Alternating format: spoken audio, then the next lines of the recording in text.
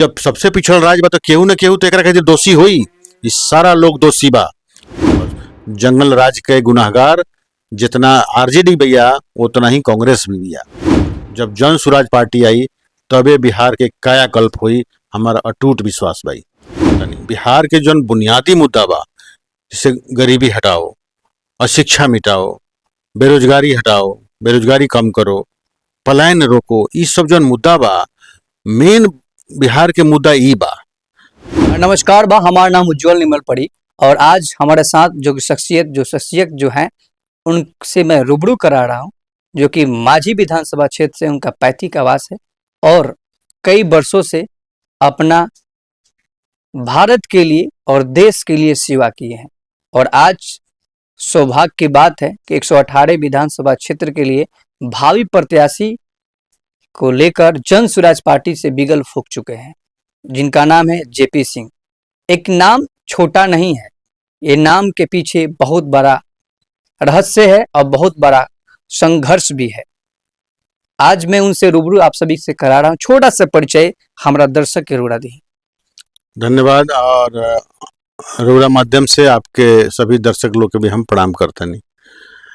परिचय हमारी भाई, नाम जयप्रकाश सिंह, ग्राम टेघड़ा, मांझी थाना के रहे वाला बनी हम और भारतीय सेना में रहनी हम, अल्पकालीन सैन्य अधिकारी। ओकरा बाद सिविल सर्विस करके हम भारतीय पुलिस सेवा में हिमाचल काडला में रहनी और करीब 37-38 साल के सर्विस के उपरांत हम ऐच्छिक सेवानिवृत्ति होके अपना जन्मभूमि सारण हम आइल बनी। अब सारण ही भविष्य में हमार कर्म भूमि रही। शिमला में ऐच्छिक सेवानिवृत्ति से पहले हम अतिरिक्त पुलिस महानिदेशक के पद पे रहनी है। अच्छा, इतना कार्य कैला के बाद, इतना समाज में कल्याण कैला के बाद जौना पद पे रहनी, आज का समस्या आ गई है, आज का वो विचार आ गई है कि सारण 118 विधानसभा क्षेत्र से रउरा चुनावी राजनीति से लेकर बिगल फूक चुकल बानी। आखिर का छपरा में देखनी है, का कमी दिखल है कि रउरा राजनीति में आ गई है? जहाँ तक ऐच्छिक सेवानिवृत्ति लेवे के सवाल बा, तो वैसे तो 2.5-3 साल हमार नौकरी अभी रहा, लेकिन जब चंपारण से बिहार जन संवाद यात्रा शुरू भइल प्रशांत किशोर जी के तब से ही हम मॉनिटर करते रहनी और देखनी हम कि बहुत लोग के जुड़ाव हो रहा बा। आज जौन मुद्दा वहाँ के उठाओ तनी, बिहार के जौन बुनियादी मुद्दा बा, जैसे गरीबी हटाओ, अशिक्षा मिटाओ, बेरोजगारी हटाओ, बेरोजगारी कम करो, पलायन रोको, ई सब जौन मुद्दा बा, मेन बिहार के मुद्दा ई बा। तो बुझाइल ये पहला बार, वैसे तो चुनाव 52 से होता यहाँ, लेकिन पहला बार कोई ऐसा व्यक्ति भी राजनीति के क्षेत्र में आ रहा बा जो बिहार के बुनियादी मुद्दा के उठावता आ ओकरा के समाधान करे के प्रयास करी। ई सब मुद्दा के अगर समाधान हुई तो हमनी के बिहार जौन पहले के गौरव रहे वो गौरव के प्राप्त करी। शिक्षा के केंद्र रहल बा बिहार। विश्व गुरु अगर भारत रहल बा तो विश्व गुरु बने में बिहार के बहुत बड़ा योगदान रहल बा। चाणक्य से लेकर और आर्यभट्ट तक एक से एक बड़े वैज्ञानिक सब बिहार के लोग रहल बा। तो बुझाता जे प्रशांत जी शिक्षा पर, देखी संजोग से चुनाव चिन्ह भी बसता बा, तो बसता ही बिहार के विकास का रास्ता बनेगा। इस चीज को जान के मैंने हमरा बुझाइल जे अब बिहार बदलाव के समय आ गई बा। बिहार के बदलाव खातिर एगो राजनीतिक यात्रा के शुरुआत हो गई बा। सारण के हम रहे वाला हैं, हमारे पूर्वज लोग भी नाम जयप्रकाश रखले बा। जयप्रकाश के मतलब होला त्याग, बलिदान, संघर्ष। कोनो बड़ा चीज प्राप्त करे खातिर बड़ा चीज अपन छोड़े के तैयार रहे के चाहिए मन में, ओकर नाम है जयप्रकाश। तो हम जब इस समय आ गई बा ये इतना बड़ा नौकरी के छोड़ के अब प्रशांत जी के हाथ मजबूत कर जाओ, अब बिहार के अपना विकास के रास्ते पे ले चल जाओ, ऐसे हम छोड़ के आईनी। अच्छा, अरोड़ा बात करते हैं प्रशांत किशोर की, तो प्रशांत किशोर तो मान लेते हैं 3 वर्षों में आयल बड़े।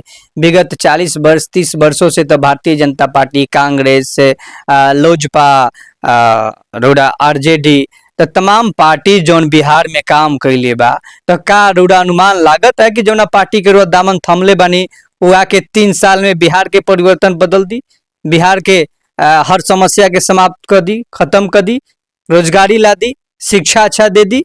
ई का संभव बा जे 25 वर्षों में जे ना कैलक उ का 3 साल में कर दी? ए पर ओरा का कहे?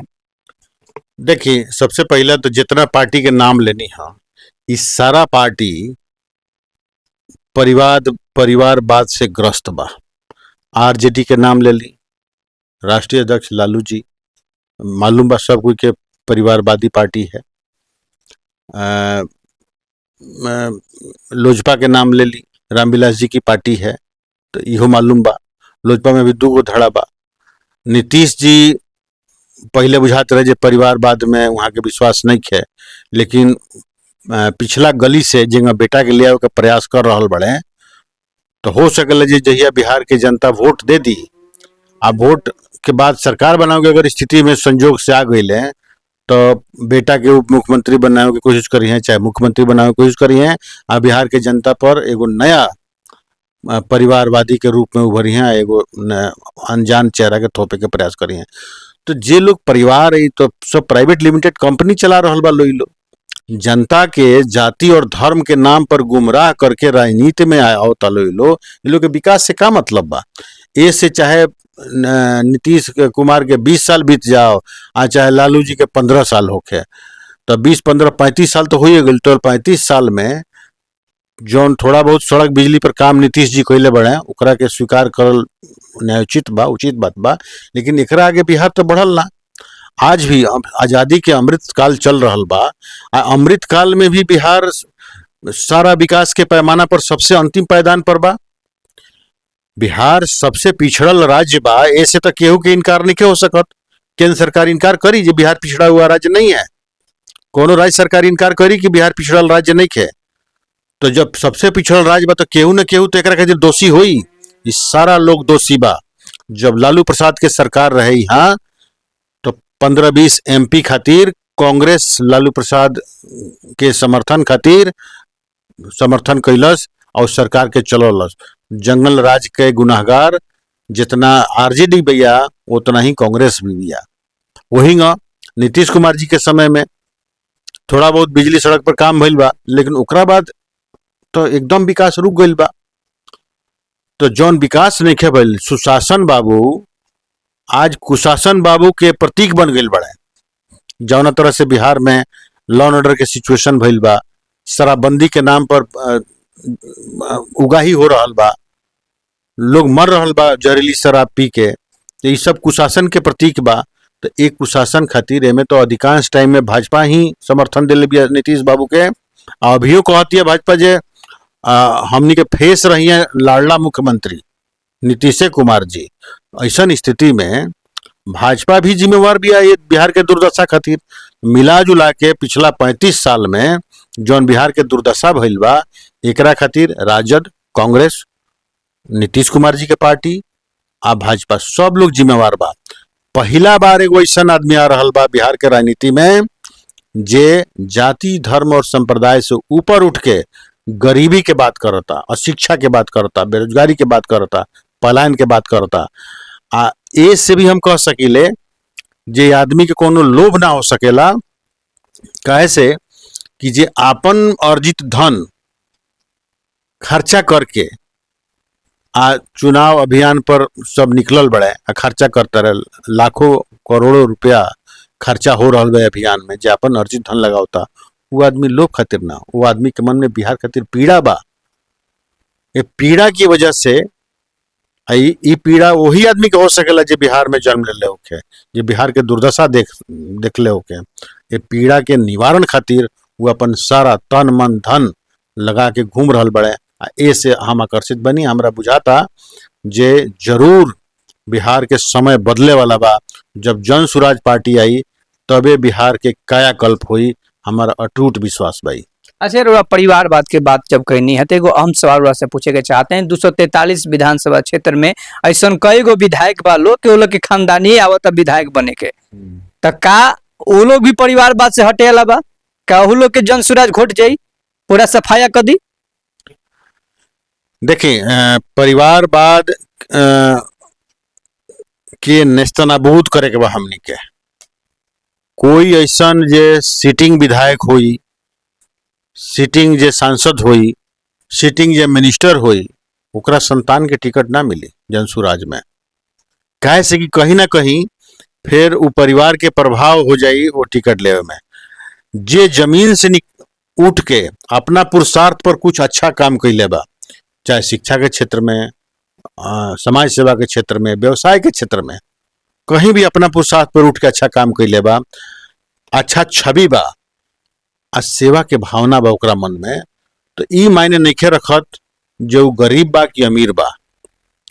हाँ, डिस्क्वालिफिकेशन हुई, अगर उ कोनो बड़ा राजनेता के बेटा हुई तो डिस्क्वालिफिकेशन हुई ओकर, अगर उ कोनो बाहुबली के बेटा हुई तो डिस्क्वालिफिकेशन हुई, बहुत बड़ा धन पशु के बेटा हुई जे 10 गो कर्म कुकर्म करके धन कमैले बा, ओकर बेटा हुई तो ओकरा डिस्क्वालिफिकेशन हुई। यहाँ सबके समान हुई। अगर रौरा योग्य बानी आ जमीन से उठ के बाहर ऊपर निकलल बानी, ऐसा आदमी के समान हुई। आज जरूरत पड़ी तो जन सुराज पार्टी आपन साधन संसाधन दे के ऐसा आदमी के लड़ाई, कैसे कि हमनी के उद्देश्य खाली चुनाव जीतल नहीं खे। जब तक सही आदमी ना चुनाव जीती तो व्यवस्था कैसे बदली। सरकार बदलल उद्देश्य नहीं खे, व्यवस्था बदलल उद्देश्य बा।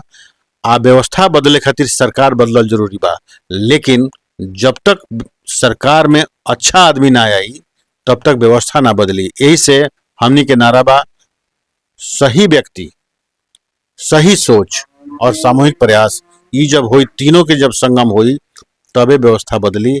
ऐसे ऐसा कोनो परिवार के आदमी हमनी के उम्मीदवार ना हो सकेला जेकर बहुत स्ट्रांग पॉलिटिकल बैकग्राउंड हुई। अच्छा, एगो और बात जन कहत तनी कि परिवार बात के हम बात करी तो एगो अहम रोज से सवाल पूछे के चाहतनी। जितना लोग जन सुराज में गईल बा वो कहीं ना कहीं Bharatiya Janata Party, JDU, Congress, Lojpa, BJP के ठगे हुए लोग गईल बा। आखिर अगर प्रशांत के अगर पार्टी में रखे के रही तो वो लोग औसन व्यक्ति के चयनित ना करी जे साफ सुथरा के छवि के रही, वो व्यक्ति के पार्टी में रखते। आखिर का है, अभी मुजफ्फरपुर में मंत्री भी रह चुके हैं सुरेश शर्मा जी, उनको भी पार्टी में लाया गया। तो आखिर क्यों इन लोगों को लाया जा रहा है? भाजपा जिनको निकाल दिया जन सुराज रख रहा है, जिसको आरजेडी निकाल दिया उसको जन सुराज रख रहा है, जिसको कांग्रेस निकाल दिया उसको जन सुराज रख रहा है, जिसको लोजपा निकाल दिया उसको जन सुराज रख रहा है। जब जन सुराज को अच्छा प्रतिनिधि को आप चयन की बात कर रहे हैं तो जितने भी लोग भाजपाई है, जितने भी लोग पहले पार्टी में रह चुके हो तो करप्शन कर चुके हैं, उनको करप्शन का तो अड्डा उनको पता है। तो ऐसे लोगों को टिकट देंगे या ऐसे लोगों को सत्ता में लेकर आएंगे तो हम कैसे मान लें कि आपका पार्टी उन लोगों को टिकट देगी कि उन लोगों को टिकट नहीं देगी, और वही लोग प्रत्याशी का बिगल भी फूके हुए हैं। कैसे आप इसको अपने विचारधाराओं को जनता के पास रखेंगे? देखिए, सबसे बड़ी बात बा कि आज जो जन सुराज एक पार्टी बनल बा, तो पार्टी फोरम पे तो केहू आ सकेला, सदस्यता तो कोई ग्रहण कर सकेला।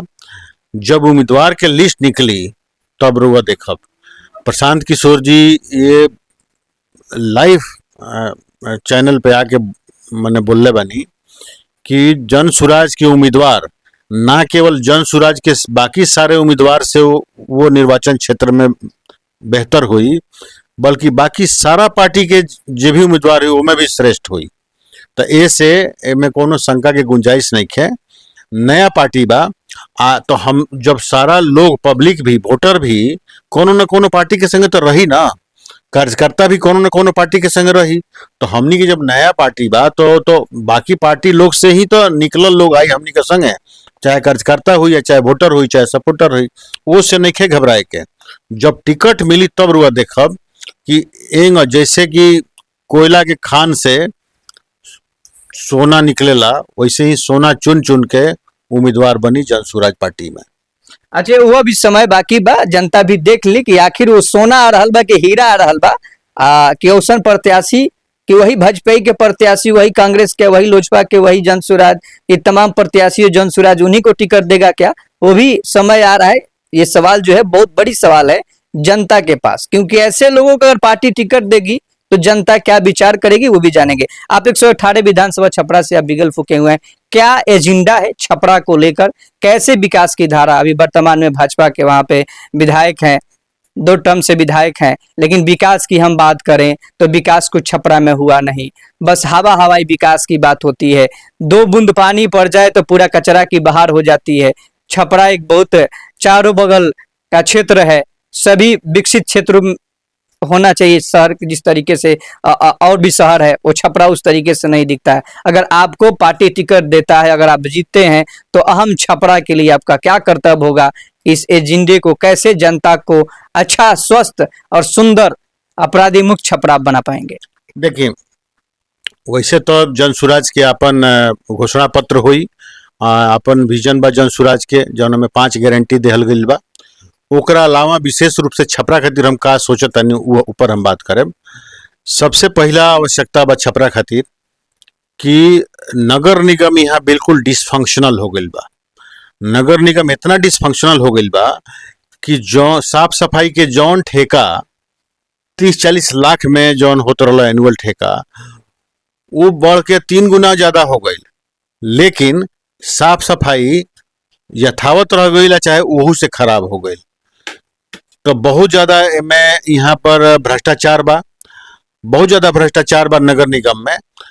तो ऐसन भ्रष्टाचारी कर्मचारी लोग के चिन्हित करके पहले तो ऐसन लोग के दंडित कईल बहुत जरूरी बा। ओकरा बाद शहर के साफ सफाई, शहर में कुछ टेक्निकल प्रॉब्लम भी बा, जैसे खनुआ नाला रहे पहले, तो खनुआ नाला पर आदेश हो गई बा सुप्रीम कोर्ट के कि ओकरा साफ सफाई करे के बा। बट दुर्भाग्यपूर्ण स्थिति बा जे न्यायालय के हस्तक्षेप के बावजूद भी साफ सफाई के काम उतना तेजी से नहीं चलत। तो पहला नंबर कि शहर के साफ सफाई आ शहर के गंदगी खातिर जे लोग जिम्मेवार बा, ओकरा दिमाग में भी जो भ्रष्टाचार के काई बैठल बा, वो काई के जगह झामा से रगड़ के छोड़ावे के पड़ी, मोटा काई उंग छोड़ावे के हमार वरीयता रही। ये पहला हमार उद्देश्य रही, पहला काम रही। दोसर काम, छपरा में पिछला करीब 1 साल में अगर देखल जाओ तो अपराध बढ़ल बा, कानून व्यवस्था की स्थिति खराब भइल बा। इहे पुलिस बहुत बढ़िया काम करते रहा। एसपी साहब, वर्तमान एसपी साहब जौन बड़े, खुद सक्षम अधिकारी बड़े, ईमानदार भी बड़े, मेहनती भी बड़े, लेकिन नीचे लेवल पर जो पुलिस फोर्स बा वो शराबबंदी में ही पूरा टाइम लागल बा, बालू